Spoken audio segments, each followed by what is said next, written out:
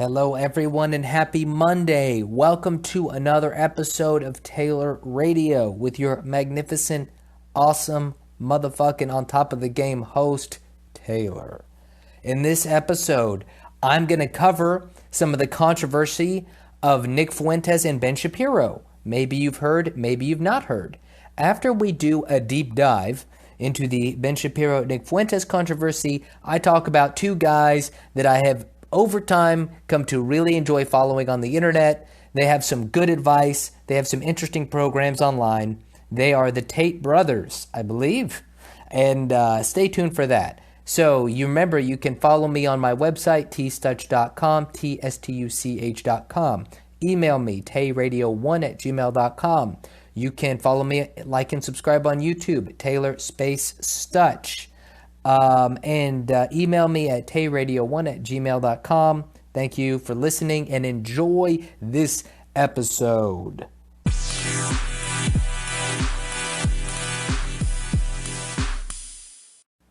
All right, everybody, let's talk a little bit about Nick Fuentes confronting Ben Shapiro. So I'll tell you what, man, it was knockout, drag out, no holds barred, bloody, vicious. Just kidding. It was the opposite of that. So if anyone wants to know what I'm talking about, I'll give you a quick recap.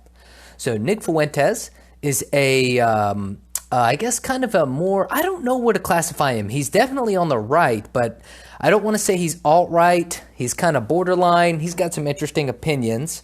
Some that I do not agree with, some that I do. And let's see, Ben Shapiro kind of called him out during a speech a couple months back. And he called him out, but he didn't mention his name, but he mentioned all of Nick Fuentes's, or some of Nick Fuentes's views, and then kind of attacked Fuentes, but has never confronted Nick and would not have him on his podcast to discuss any of the things he said about Nick.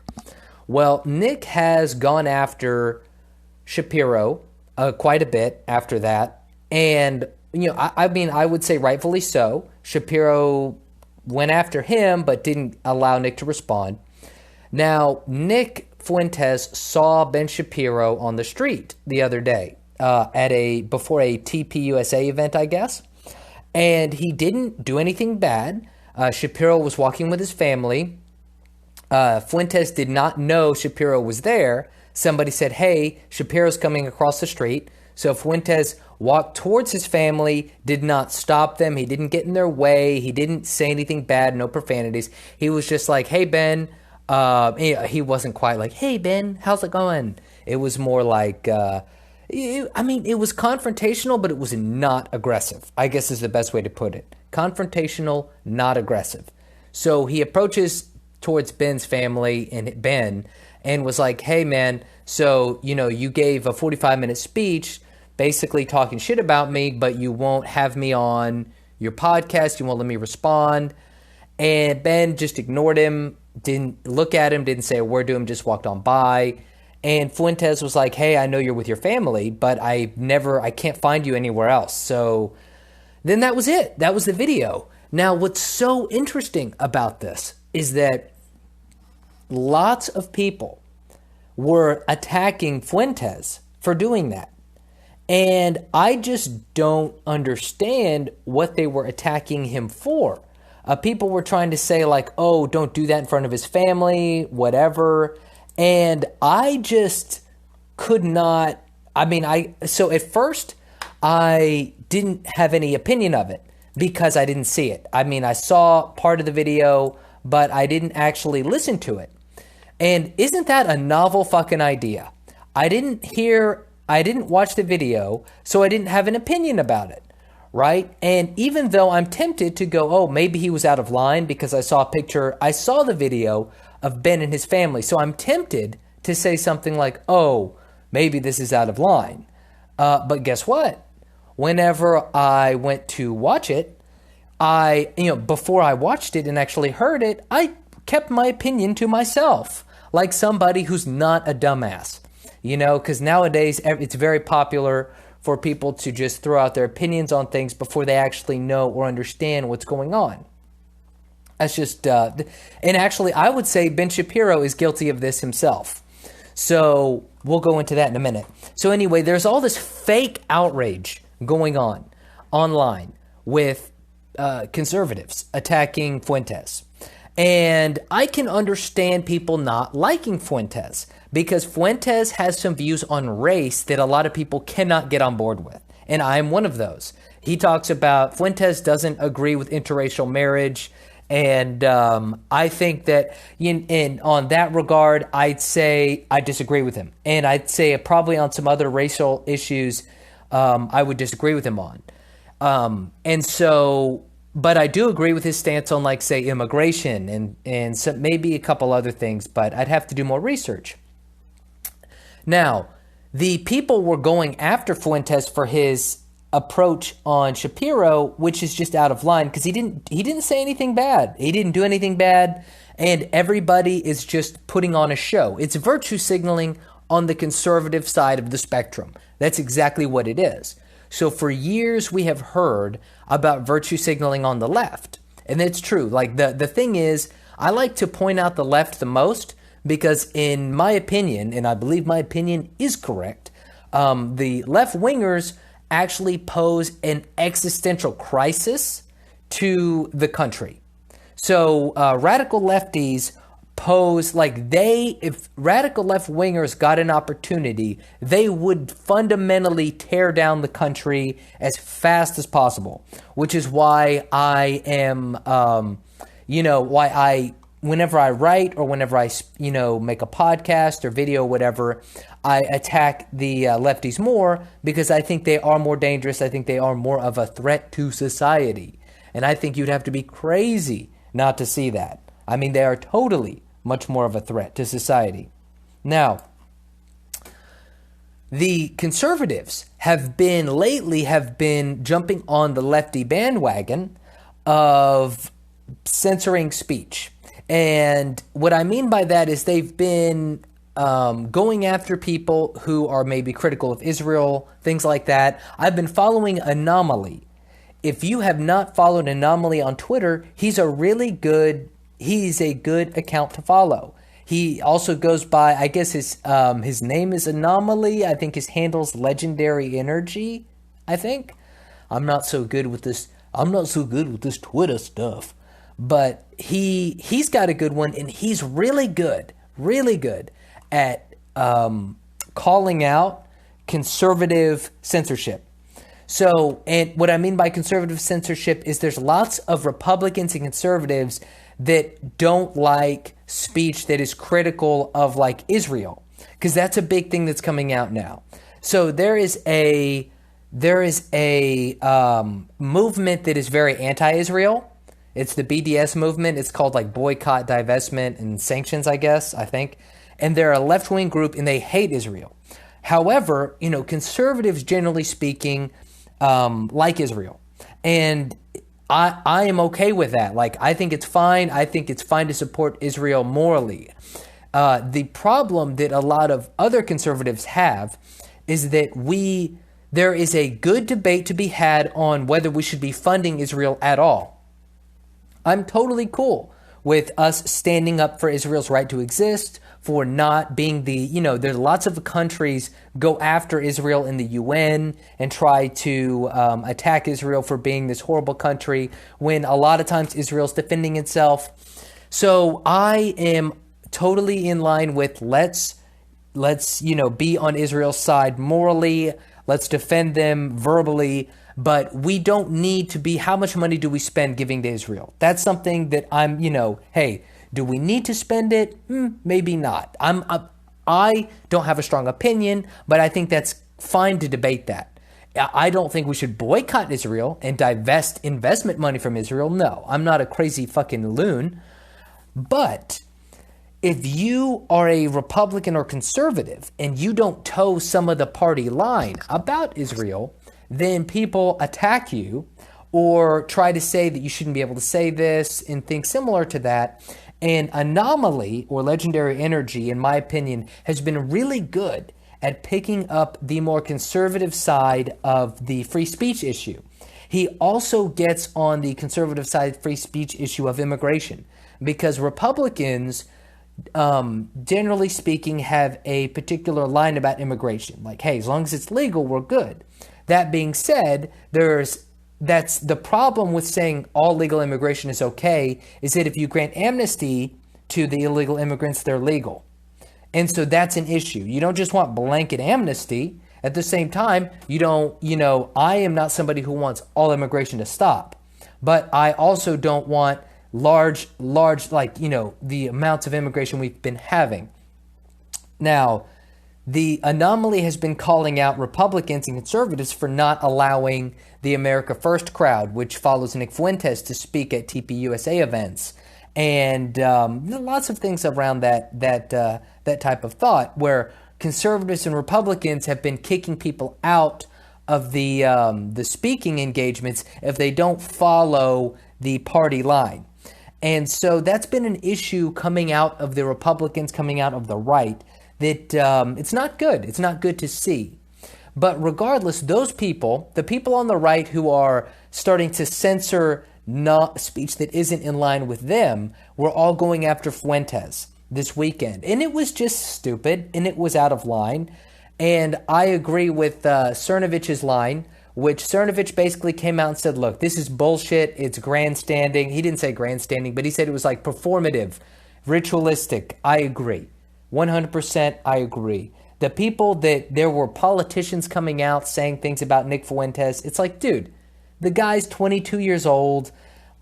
He doesn't have power. He's got some followers. He makes some good points. He makes some bad points. Just leave it alone. He didn't do anything to Ben Shapiro. Ben Shapiro's fine. In fact, Cernovich made a good point. Shapiro and Fuentes both benefited from this because of the publicity.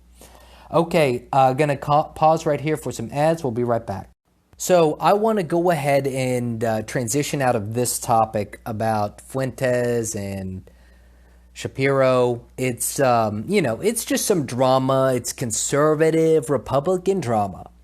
Not very, I don't think it has any effect on culture. I don't think it has any real lasting effect on anything. So let's move along now. I want to talk about for a second a guy or two brothers, the Tate brothers. I guess it's the guy goes by Cobra Tate online. I can't remember exactly his name, but these guys are online, and one is called Nate, and the other I can't remember. But I'll tell you this: the guys are very controversial. Here, so one of them online is Mr. Plenty. He's also on Instagram at Cobra Tate, and his brother is also on Instagram at Lives Talisman. And they are, I'll tell you what. So they're an interesting duo. First off, when you see these guys, let me describe what you see. So the one guy, Cobra Tate, also on Twitter as Mr. Plenty. I'm looking at his picture right now. He's probably a little over 6 foot, shaved, bald head, tan complexion, muscular and slightly lean, and is a kickboxing world champion. On his Instagram, he's driving cars all day long. In fact, I think he probably has some deals with these companies, with the cars he drives, as like a marketing deal. I think he's a marketer for these cars. I think that's one reason why he's always driving them. But he's got a good Instagram. It's fairly entertaining. Sometimes it's just him driving. You'll see it's a lot of him in wealthy places. So he was in Dubai for a few days, and every day it's just him drinking at the bar, working out, hanging out with women. That's it, like all the time. So, but he's basically very, very self-promotional. And with these kind of guys, it's very hard to figure out what they're doing for money because they all have something they advertise. So he has a program that he says is used for getting women and making money and just being an overall better man in general. It's called the War Room. And it's the thing about his account, and I can understand why it's difficult to get on board because I've been very skeptical, is that these guys like him, sometimes it's hard to know if they made their money and then made these courses, or if they're making money off of these courses. So this is a huge problem in the internet in general currently, is lots of people online are making money selling courses on things that they haven't actually done or don't have actual expertise in. And that's how they make the money.